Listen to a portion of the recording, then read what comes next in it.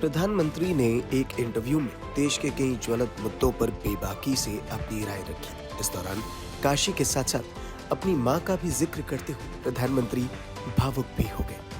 भावुक पीएम मोदी ने कहा कि वाराणसी से ऐसा कुछ रिश्ता जुड़ गया है कि जब भी वो कहीं मेरी काशी कहते हैं, उन्हें एक माँ बेटे का जो रिश्ता महसूस होता है। वहीं अपना मां का जिक्र करते हुए प्रधानमंत्री मोदी ने कहा कि वो हर चुनाव में नामांकन से पहले मां के पांव छूने जाते थे, जो गुड़ खिलाती थी। उन्होंने कहा कि मेरे जीवन का पहला चुनाव होगा जब वो अपनी मां के पांव छुए बिना नामांकन के लिए जाएंगे। अपनी मां को याद करते हुए पीएम ने भावुक होकर कहा कि जब वो पहली बार नामांकन के लिए जा रहे थे, उनकी मां ने उन्हें कहा था कि हमेशा गरीब की चिंता करना और रिश्वत कभी मत लेना। पीएम मोदी ने आरोप लगाया कि उनकी मां तक को गाली दी गई, लेकिन कुछ भी कहने पर तानाशाह कहते हैं। अपनी मां को याद करते हुए पीएम मोदी ने कहा कि मां के साथ न्याय नहीं कर पाया। एक मां के अपने बच्चों से जो सपने होते हैं वो उसे पूरा नहीं कर पाई। पीएम ने कहा कि वो गुनहगार है। वहीं कर्नाटक सीडी कांड के मुद्दे पर पीएम मोदी ने कहा कि प्रज्वल रेवन्ना जैसे व्यक्ति के लिए जीरो टॉलरेंस नीति होनी चाहिए। उन्होंने कर्नाटक की कांग्रेस सरकार पर आरोप लगाया कि उसने जेडीएस सांसद को देश से बाहर जाने दिया।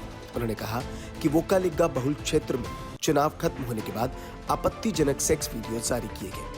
पीएम मोदी ने इंटरव्यू के दौरान कहा कि वाराणसी में चुनाव 1 जून यानी अंतिम चरण में है। बीजेपी ने एक बार फिर उन्हें उम्मीदवार बनाया है। पीएम ने कहा कि 2014 के लोकसभा चुनाव में जब वो पहली बार काशी आए तो नामांकन के बाद उन्होंने कहा था, मुझे मां गंगा ने बुलाया है। पीएम मोदी ने कहा कि अब उन्हें लगता है कि मां गंगा ने उन्हें गोद दे लिया।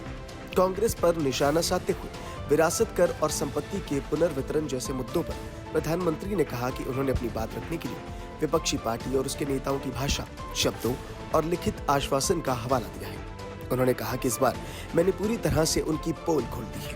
यही कारण है कि वो बौखलाए हुए हैं।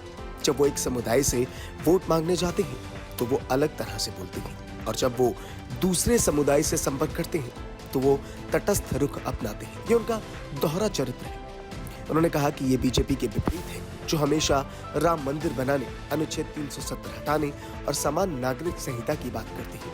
पीएम ने कहा कि दूसरी तरफ कांग्रेस लगातार झूठ बोल रही है और बीजेपी पर ये आरोप लगा रही है कि उसकी मंशा संविधान को बदलने की है। उन्होंने कहा कि वो हमारी बात को सुनने से इनकार कर रही है। अब कांग्रेस पूछती है कि उसके घोषणा पत्र में संपत्ति वितरण और विरासत कर का जिक्र कहाँ है। उन्होंने याद दिलाया कि मनमोहन सिंह ने प्रधानमंत्री रहते कहा था कि देश की संपत्ति पर पहला हक मुसलमानों का है। कांग्रेस संपत्ति लेगी तो उन्हें लोगों को देगी। कांग्रेस को दोहरा मापदंड नहीं अपनाना चाहिए, उसको जवाब देना होगा। वहीं धार्मिक आधार पर आरक्षण पर उन्होंने कहा कि ये विचार ही संविधान के खिलाफ है।